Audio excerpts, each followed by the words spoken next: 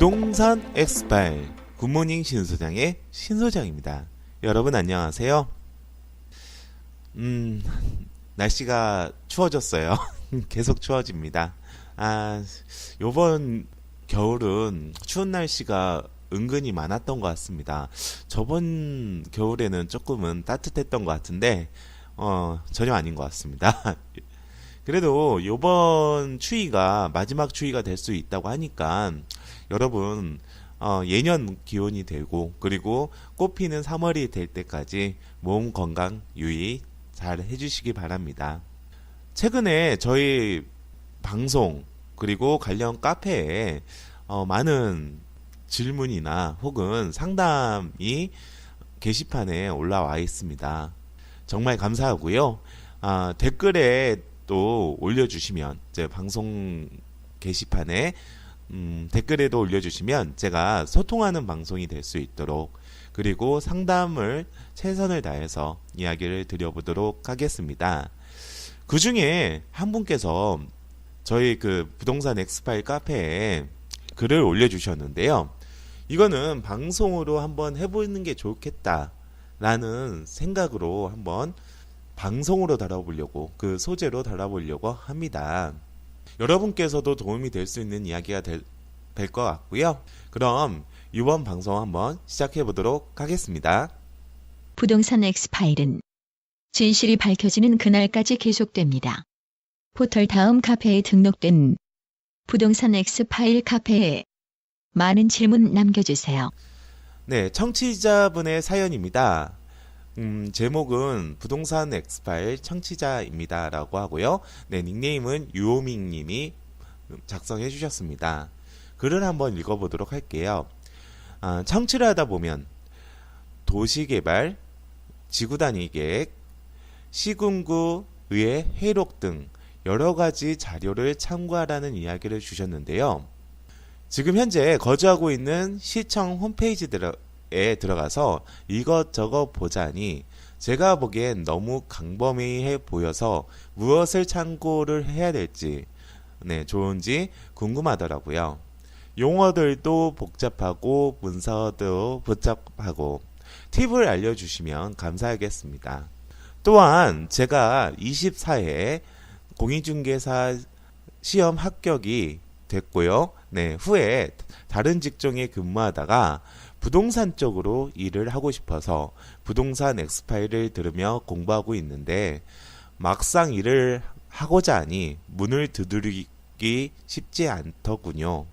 중개사 공부 시작했을 때는 중개사를 필요로 하는 곳이 상당히 많겠구나 싶었는데 막상 현실을 닥치다 보니 시작점을 찾기가 쉽지가 않습니다. 채용 사이트도 신뢰하기 어렵고요. 이에 대한 코멘트 부탁드립니다. 네, 제가 한번 들어보니까 두 가지 섹션이 있네요. 첫 번째는 부동산 공부를 할 때 접근 방법 같고요. 그리고 두 번째는 부동산 중개업에 대해서의 접근 방법 두 가지를 문의를 주신 것 같습니다.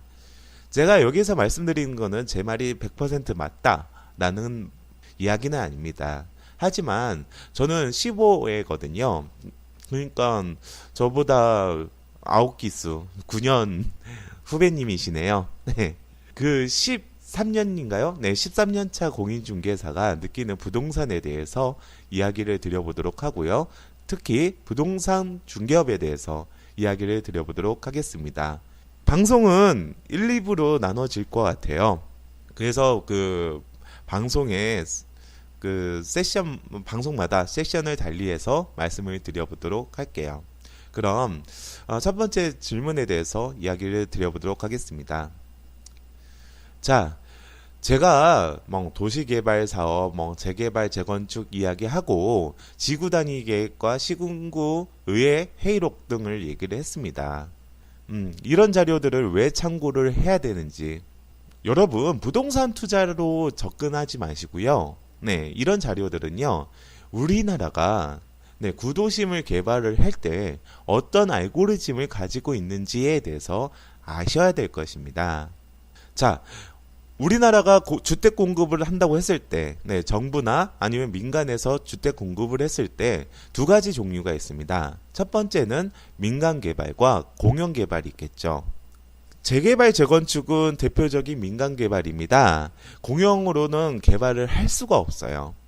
예를 들어 보면 여러분, 우리가 1기 신도시나 2기 신도시를 살펴볼 때 1기 신도시는 우리 수도권 지역에서도 외곽 지역에서 하잖아요.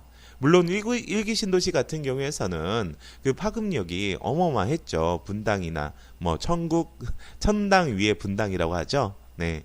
분당이나 아니면은 중동이나 수도권 접근이 용이했죠. 그때는 수도권의 범위가, 네, 수도권 자체도 그렇게 개발이 안 되었기 때문에 가능했던 겁니다.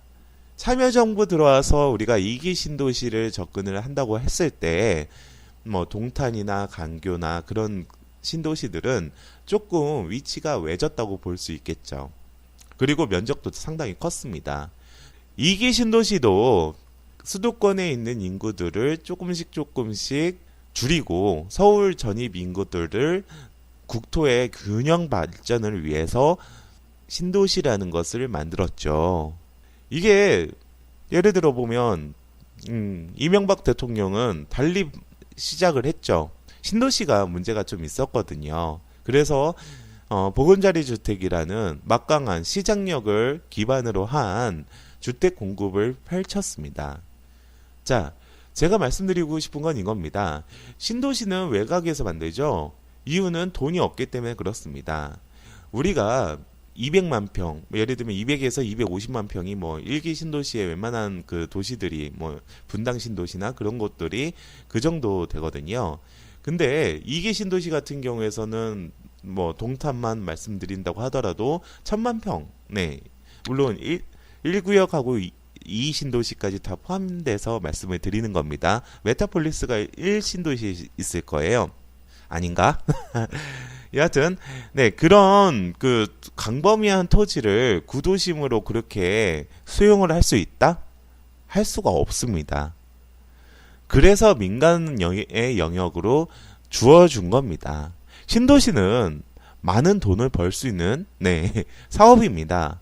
LH가 물론 그 주택의 공급, 그리고 각 정부마다 주택 공급 정책이 달라져서 많은 빚을 안고 있는 건 사실인데, 신도시는 막강한 국가의 권력, 즉 수용이라는 권력을 가지고 광범위한 토지를 닦고 그것을 재분양을 합니다. 원래는 이유는 많이 듭니다. 많이 있는 겁니다. 네. 그럼 제가 말씀드리고 싶은 게 뭐냐면 바로 이 주택 공급에 필요한 알고리즘, 그리고 그것을 규율하는 무엇들, 그것이 바로 그것들을 이야기하면서 나오는 것들이 도시개발, 지구단위 계획, 시군구 회의록이라는 겁니다. 자, 시군구의 회의록은 왜 필요하냐면 우리가 시도지사가 우선 그 도시기본계획과 도시관리계획을 짜게 되잖아요. 그러면 수많은 계획들이 나와요. 뭐 인구 계획도 짜고 정비 사업에 대한 계획도 짜고요. 이것들은 다 그 국계법, 국토계획 및 이용에 관한 법률로 진행이 되는 건데요. 이 국계법은 뭐 수도권 기본법이나 정비 기본법이나 네, 그런 그 국토 개발에 대해서의 상위 법률로 네, 인정을 받고 있습니다. 즉 모든 계획은 국계법에 정해진 부분에 대해서 큰 틀을 짜라, 이 이야기죠.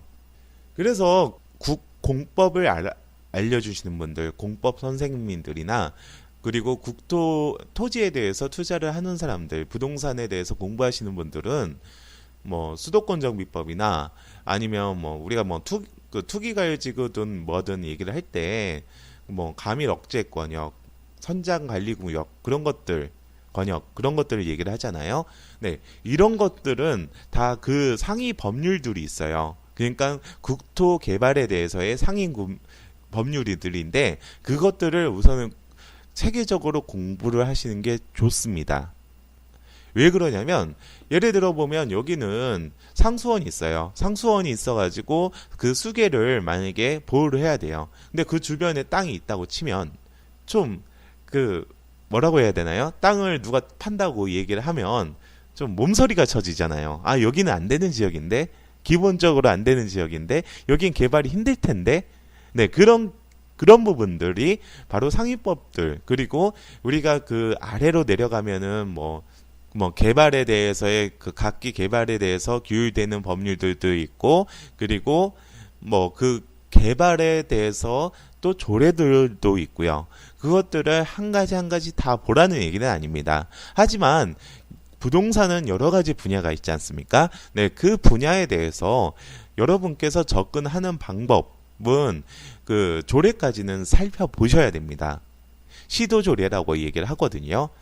자, 모든 법률들은 그 법률에 대해서의 상한을 정해 놓습니다. 예를 들어 보면 국계법에 나오죠. 네. 뭐 주거지역이든 뭐든 그 용적률의 상한 같은 경우에서는 그 법률이나 그 시행령으로 만들어 놓고요. 그 상한을 만들어 놓고, 그리고 시도조례로 인해서 뭐 예를 들면 서울시 같은 경우에서는 사대문을 기준점으로 해가지고 그 밖은 몇 프로, 그 안은 몇 프로, 그런 형식으로, 네, 그 지역에 따라서, 용도 지역에 따라서 그렇게 만들어 놓는 거죠. 여러분이 투자하시는 그 지역에 대해서 접근을 하시려면은 그런 시도 조례를 살펴보시는 게 좋겠습니다. 도시정비조례 같은 경우에서는 여러분이 재개발을 했을 때는 필수적으로 볼 수 있는 부분이에요. 제가 갑자기 돈이 생겨버렸어요. 네, 투자를 네, 좀 해보려고 경매를 많이 봤죠.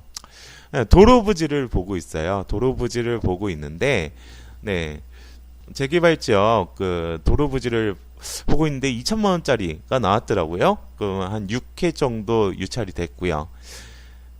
그래서 제가 한번 이 도로 부지를 하면은 특별 분양 자격이 있을 수 있으니까 나 한번 투자를 해볼까라고 했는데, 그러면은 제가 뭘 봐야 되냐? 그때는 서울 신림 쪽에 있는 그 재개발 지역이었거든요.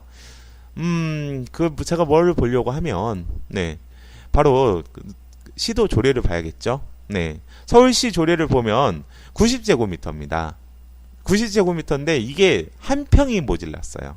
그러니까 90제곱미터 이상일 경우에서 네, 입주 자격이 주어지는데, 그것뿐만 아니라 그거는 여러 가지 조건 중에 하나입니다.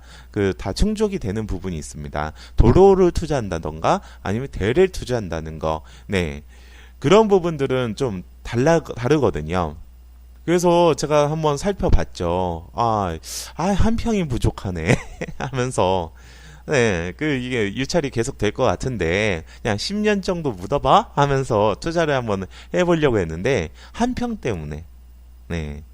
그리고 제가 그 지역 같은 경우에서는 한번 살펴보면 재개발 자체도 그렇게, 네, 녹록지 않더라고요. 저는 비데이 사이트도 한번 가봤고, 그리고 그 조합 관련해서 조합 그 사무실도 한번, 네, 가봤습니다. 네, 전혀 이게 녹록지 않아가지고 조금 왜 그러냐면 그 90제곱미터 이상짜리도 경매에 나온 게 하나 있었거든요. 그래서 그거를 투자를 할까? 어차피 보면 유찰 될 거예요, 지속적으로. 그래서 하려다가 좀 말았죠. 네, 말았죠. 이 같은 경우에서는 배신은 안 해요. 예, 그 특별 분양 자격만 주어진다고 한다면, 네, 배신은 절대 안 하고요. 네, 요새는 25평형이 더 인기잖아요. 네. 그래서 최소 평수를 충분히 받을 수 있는 부분들 접근을 해보려고 노력을 했는데, 네, 그냥 시간만 네, 했죠.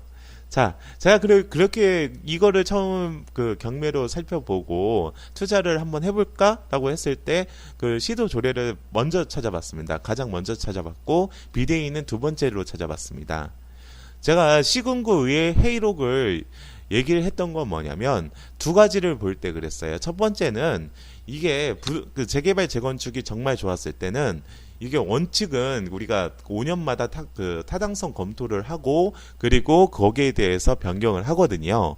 그게 국계법에 나와 있는데 근데 5년이 아니에요. 맨날 한 1, 2년마다 1년에서 1년 반 정도면 막 지정을 하더라고요. 그때는 좀 시절이 미쳤거든요. 그러면은 그 예정 지역으로 우선은 한다고 했을 때 그 전에 그 지역군에서 봤거든요. 뭘 봤냐면 예를 절차가 이건 그 법률에 정해진 절차는 아닌데 신청을 받는 경우가 있었어요. 우리가 쉽게 생각할 때. 그래서 제가 몇 군데에 신청을 들어갔는지, 그리고 어느 지역이 추가적으로 재개발 지역으로 가능한지, 네, 그것을 볼 때는 시군구 의회를 봤습니다. 회의록을 봤죠. 그래서 회기별로 다 찾아봤어요. 그러면 그 지역에 예를 들어 보면 내가 재개발을 한다. 재개발 본다 그러면 도시재생과나 그리고 뭐 도시정비과, 네, 그런 그 과가 좀 틀려요. 네. 그 과의 과장의 멘트를 봤거든요. 멘트를 봤습니다. 자, 재개발 같은 경우에서는 이게 규칙의 시행규칙인가 법률로 정해진 건 아니고요. 원칙적으로는 좀 차선 한 4차선 이상, 네, 그 도로변을 기준점으로 구역을 설정을 합니다. 그리고 그 구역을 설정을 할 때는 어느 도로의 북측 혹은 남측이나 서측이라는 얘기를 해요. 그리고 아니면은 최근에는 또 트렌드가 바뀌어가지고 그 주변에 있는 중학교나 초등학교가 많으니까, 네, 초등학교 남서측 그런 식으로 해서 왜 그러냐면 재개발 지역에 대해서 아직 명칭이 정해지지 않았으니까 어느 지역이 재개발이 될지 그것을 제가 그게 제 목적이었잖아요. 선점적인 투자를 위해서. 제가 좀 재미를 그때 당시에 많이 봤는데 맨날 밤마다 회의록을 봤어요. 분석을 했죠. 그렇게 내가 회의록을 봤다고 하니까 인천 지역에 되게 유명한 그 재개발 카페가 있었는데 거기 운영진 분이 강의도 하시는 분인데 나 따라하더라. 많이 따라야 합니다. 제가 또 회의록을 봤던 거는 두 번째입니다. 예전에도 늘상 말씀드렸지만 전라도권에 있는 모든 아파트, 네, 무슨 임대 아파트에 대해서의 투자 타당성 검토를 했을 때 봤습니다. 네, 그거는 우선은 왜 내가 회의록을 볼 수가 있었냐면 뉴스에도 많이 나왔어요. 지역신문에서도 일간지에 많이 나왔었거든요. 그 문제가. 그럼 분명 당연히 이 사람들이 일을 한다면 시 회의록에서도 당연히 있겠다라고 생각을 했죠. 당연히 있었습니다. 그리고 제가 궁금했던 것들을 그 과장님이 다 얘기를 해주시더라고요. 그리고 현 시향도 얘기를 드렸고요. 그런 정보를 구하고자 하는 겁니다. 마지막으로 제가 회의록을 한 30분 정도 본 게 있는데 그는 강남에 있는 무슨 산 투자한다고 해서, 네, 그거에 대해서 내 투자성에 대해서 한번 확인을 해본 게 있어요. 네, 그러니까 한 30분 동안 그 산 이름만 치면 되는 거예요, 색인으로. 그러면 해당 구청에서 어떻게, 네, 그 회의록에서 그것들을 어떻게 해야 될지, 아니면 시청에서 그 산을 어떻게 보는지, 그냥 그 산의 명칭만 쓰니까, 네, 그래서 얘기를 한 겁니다. 구청에서 아마 몇 억인가요? 3억인가 5억인가 그것을 요청을 했는데 시청에서 돈이 없다고 반려가 돼서 티격태격한 모습을 봤습니다. 그래서 제가 물론 이것은 일반화의 오류일 수도 있고 너무 과잉적으로 제가 반응한 거일 수도 있는데 아니 3억을 타내기 위해서 관리를 위해서 그렇게 요청을 했거든요. 네, 이렇게 해서도 반려가 되고 돈이 없다고 하는데 과연 그것들을 수용을 한다던가 살까? 라는 생각이 드는 거예요. 제가 물론 그거는 모르겠지만 그 산 같은 경우에서는 이런 생각도 해요. 우선은 우리가 사는 관리는, 네, 그 공원들은 다 조성들이 뭐 70년대 80년대 지정이 됐죠. 그건 도시계획시설이 맞습니다. 그렇기 때문에 2020년도에는 일몰제로 인해서 장기 미집행된 도시계획시설은 없어지겠죠. 하지만 제가 그거를 또 봤죠. 70년대에 만들어졌고 80년대에 지정된 것들은 중앙정부 때 한 겁니다. 즉 그 지자체 제도가 없을 때 한 겁니다. 그러면 국가는 국가의 그 효율적인 발전을 위해서 그 돈을 몰아놓을 수 있다고 저는 판단을 합니다. 근데 95년도인가요? 93년도에 민선 지자체가 됐죠. 제가 느꼈던 건 이거예요. 만약에 주변에 그 등기부등본을 다 뗐을 때 95년도 이전에 샀다고 하면 그거는 중앙정부에서 관리를 했기 때문에 그 돈이 가능할 수도 있겠다지만 그 이후에 민선 지자체 이후에 샀다고 치면 그거는 가능성이 있죠. 사업 자체가 아니면 수용 자체가 가능성이 있는 거죠. 어떻게 보면 그러니까 뭐 한 2000년도에 뭐 서울시가 샀다 아니면 구는 안 사겠죠. 서울시 같은 곳에서 구입한 사례가 있다라고 하면 가능성이 있을 수도 있습니다. 하지만 뭐 그 민선 지자체 이전에 국가에서나 아니면은 시에서 샀다고 하면 그거는 조금 조심할 수도 있어요. 물론 이것도 제가 유추하는 겁니다. 제 의견이고요. 그런 겁니다. 이것들은 제가 배운 건 아닙니다. 배운 건 아니고 이러면 맞나? 하면서 여러 가지 시행착오를 하면서 터득을 한 거예요. 그렇기 때문에 부동산 투자를 하시는 분들이나 아니면 이런 이야기들을 잘 얘기를 안 해줍니다. 그렇기 때문에 부동산 하시는 분들이나 투자하시는 분들은 멘토라고 하죠. 멘토를 잘 잡아야 되는 게 맞는 것 같아요. 자, 제가 여기 저희 카페 회원분께 말씀드리고 싶은 건 우선은 제가 처음에 말씀드렸습니다.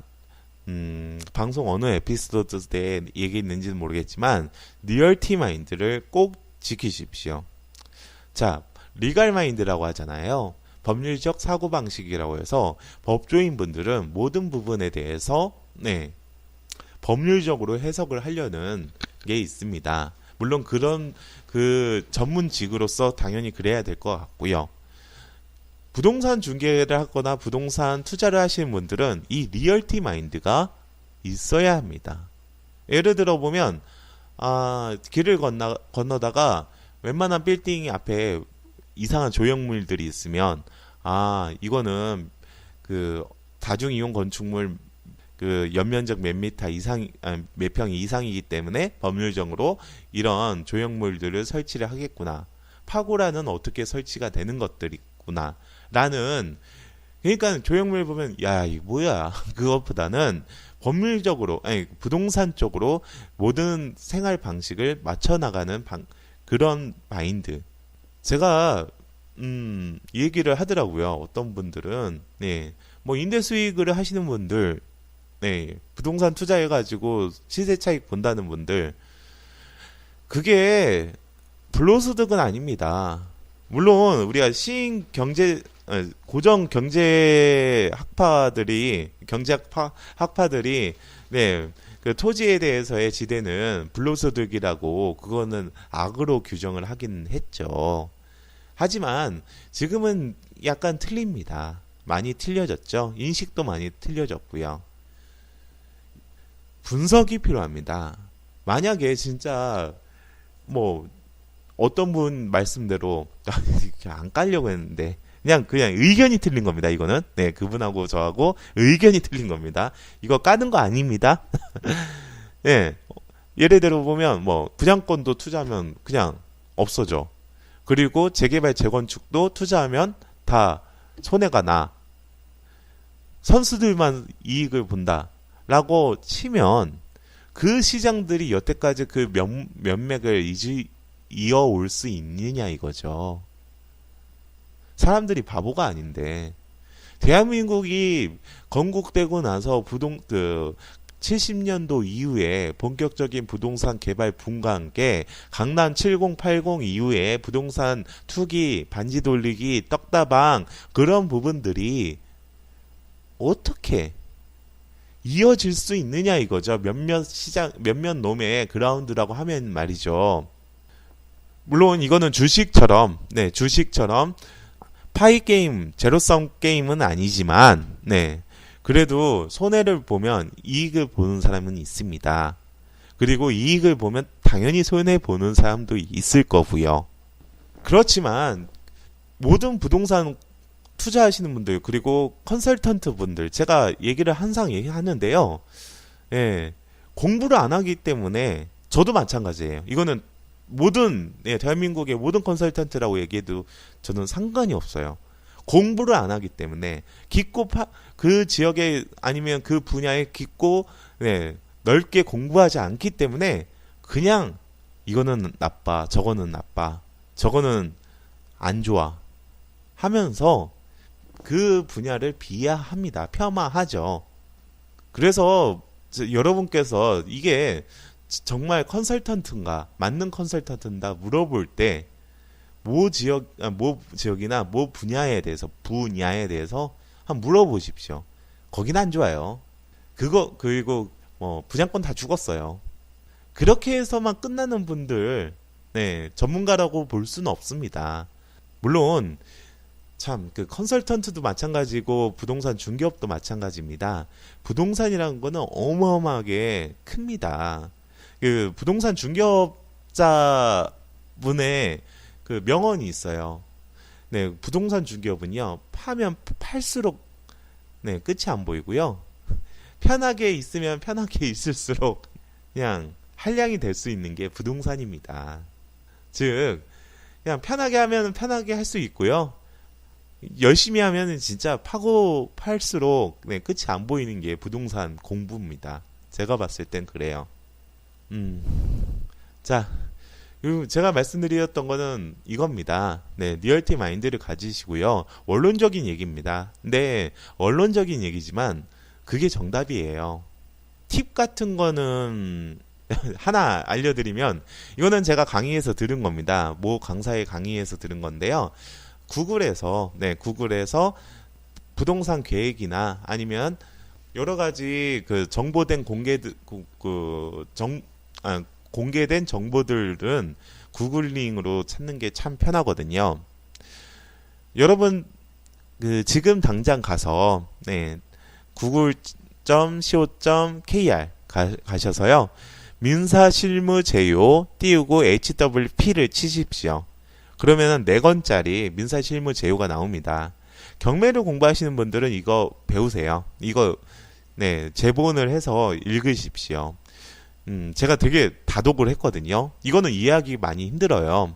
이게 원래는 그 연수원에서, 그러니까 사법연수원에서 거기서 민사집행 그 법이 없으니까 시험 과목에 이걸로 배워라 하면서 교과용으로 만든 겁니다. 대한민국 당시에 최고의 판사가 만들어 놓은 거고요. 그게 법률이 2003년도인가 2002년도에 만들어진 거라 그때 맞춰서 나왔습니다. 양장이 정말 이뻐요. 간지나요. 이렇게 돈을 쓰신다는 분들은 법제처에서 법원 행정처에서 팔 겁니다. 법원 행정처에서 팔고 제가 그때 나오자마자 구입을 했거든요. 그때는 45,000원이었는데 지금은 모르겠어요. 그리고 아니면 그 법률 그 고시원 인근에 법률 도서 파는 데나 그 법률 도서를 이렇게 그러니까 국가가 만들어 놓은 법률 도서들은 정말 좋은 게 많거든요. 왜 그러냐면 그 지역 그 판사들이나 유명한 판사들이 만들기 때문에 그래요. 그렇기 때문에 전문적이죠. 상당히 전문적이죠. 그리고 가격이 싸요. 그리고 그런 것들도 한번 구해 보시는 것도 좋고요. 그리고 뭐 등기 실무 제요나 그런 것들은 구글에서 많이 찾을 수가 있어요. 보라는 얘기는 아닙니다. 되게 난감해요. 보면은 법률 용어 때문에 많이 난감해요. 다운로드 받고 프린트하고 제철을 한 다음에 제본을 해요. 제본 가게에서. 그리고 비치라도 해 놓으십시오. 그리고 팁이라고 하면 이것도 팁이라고 하나요? 저는 책을 많이 읽거든요. 물론 지금은 안 읽습니다. 일이 바쁜다는 핑계로 예전에는 한때는 진짜 많이 읽었는데 제가 그 가성비가 상당히 좋은 거 하나 말씀해 드리도록 하겠습니다. 우리가 그 부동산 그 소험서나 부동산 관련 책에서 되게 유명한 데가 바로 부연사라고 있거든요. 이 부연사 다음 카페에 가시면 재고 도서를 많이 팔아요. 12만 원에 양장이 70건을 주어줄 겁니다. 어마어마하죠. 70건을 12만 원에 파는 거. 그거 다 새 책이에요. 연식이 좀 오래돼서 그렇지. 그러니까 재고를 파는 건데 그거 무조건 사세요. 거기서 진짜 괜찮은 책 2권만 해도 본전 뽑는 거잖아요. 근데 괜찮은 책 상당히 많습니다. 뭐 법원 공경매 관련된 책들도 한 10권 이상이 되니까 그것도 양장으로 한 수백 페이지에서 1000페이지 되는 것들도 많으니까 그거를 보십시오. 그러니까 뭐 그 책에서도 문제점이 있어요. 예를 들면 공법 같은 경우에서는 많이 바뀌잖아요. 네. 공법이나 세법 같은 거는 그냥 컷을 하세요. 저는 읽었어요. 아, 그때 당시에는 이런 법률들이 있구나. 이렇게 했구나. 재미삼아 읽었는데, 네. 여러분께서는 그런 것은 컷을 하고, 경매나 공매나 아니면 부동산 중개에 대해서, 부동산 학개론도 마찬가지예요. 이건 그냥 상식선으로, 네, 상식선을 한번 읽어보시는 게 좋을 것 같은데, 네, 무조건 가성비가 최고입니다. 70건입니다. 70건. 거기에서 한 3분의 2 이상이 양장이고요. 아, 이야기들이 상당히 길어졌어요. 네, 그러면 제가 첫 번째는 여기서 줄이고 두 번째 방송에서 좀 더 재밌는 얘기 드리도록 하겠습니다. 부동산 엑스파일 굿모닝 신소장의 신소장이었습니다. 여러분 감사합니다.